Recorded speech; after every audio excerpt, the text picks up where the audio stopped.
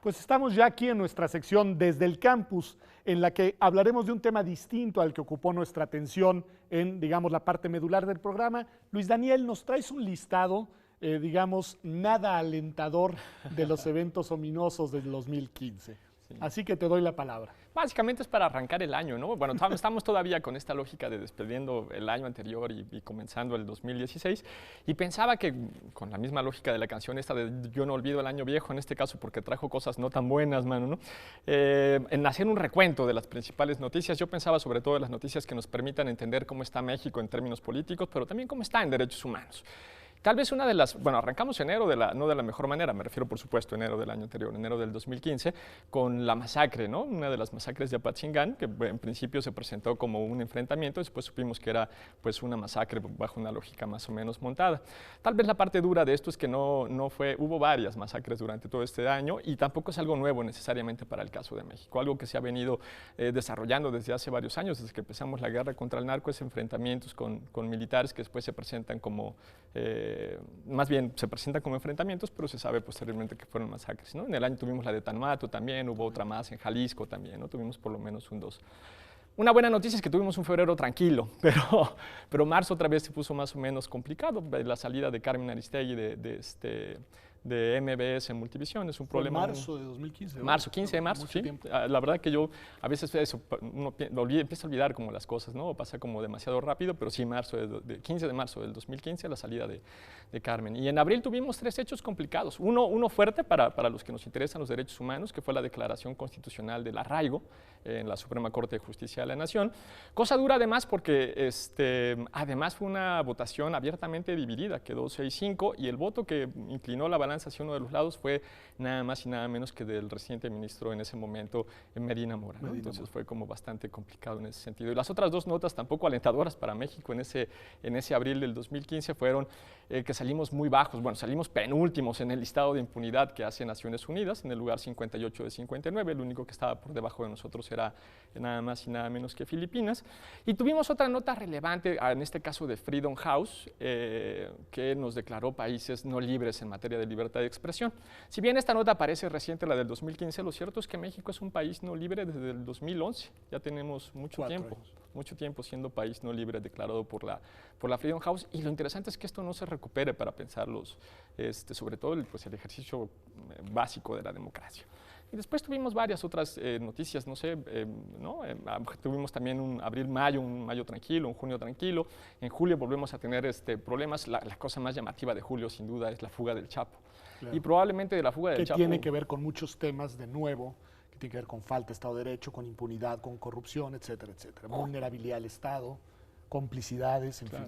Justo para allá iba, que tal vez de las declaraciones menos buenas o más complicadas de nuestro secretario de Gobernación fue decir que el Chapo se escapó porque no podían poner cámaras en las duchas, porque eso violentaba sus derechos humanos. Pero en cambio dijo muy poco, ¿no?, respecto de todo el problema de corrupción que hay en el sistema carcelario, y tampoco obviamente generó ninguna agenda ni ninguna política pública para evitar ese problema, ¿no? Y en ese año en ese mes, en julio, tocó otra cosa importante para el Coneval, ¿no? Tocó que el Coneval diera los resultados de las mediciones que hace cada 2 años con respecto a la pobreza, y tuvimos un incremento de 2 millones en los pobres en México, 55.3 millones, pero más importante que esos 55 millones son algo que el Coneval llama personas en situación de vulnerabilidad, es decir, personas que están por arriba de la línea de ingreso, que es una línea muy baja, pero que pese a estar por arriba de la línea de ingreso tiene carencias sociales, es decir, no tiene acceso a la educación, no tiene acceso a la salud, no tiene acceso a la vivienda, etcétera, etcétera.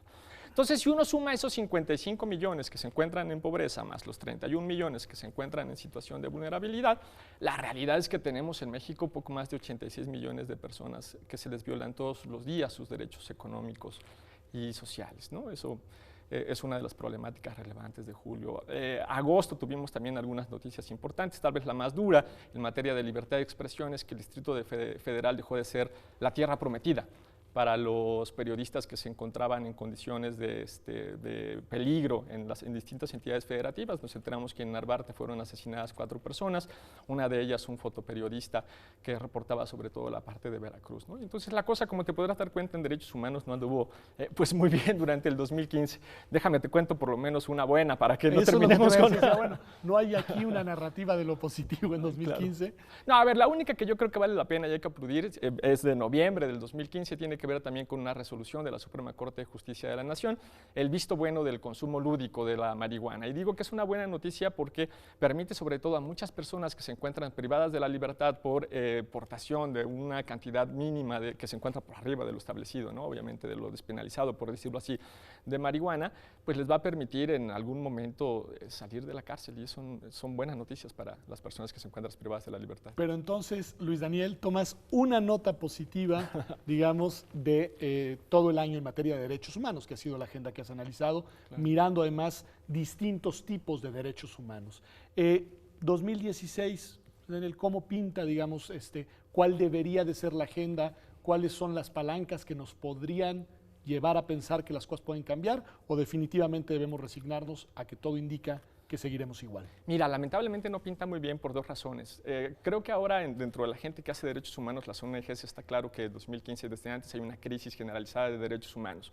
El principal problema es que el gobierno no se anima a tomarla como tal, y en la medida que no se anima a tomarla como tal, pues tampoco está tomando decisiones que nos permitan salir de esa crisis generalizada de derechos humanos. Las 2 primeras, digamos, noticias de enero del 2016 son también graves: la muerte por un lado de la alcaldesa de Temisco y, bueno, esa editorial de New York Times donde establece que el gobierno se ha negado a establecer rendición de cuentas de forma sistemática, ¿no? Entonces las cosas parece que no pintan muy bien.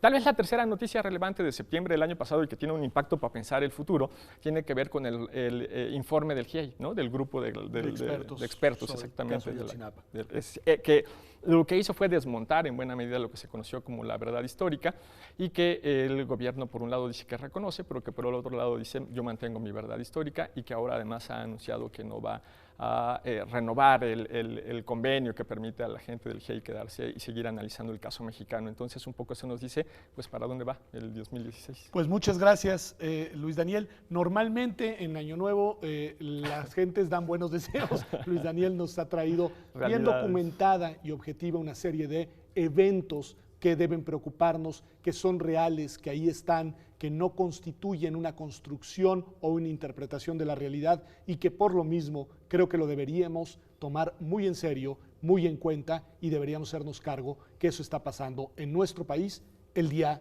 de hoy. Esto ha sido Observatorio. Gracias por acompañarnos. Vamos a un corte para volver únicamente a nuestra mesa de conclusiones.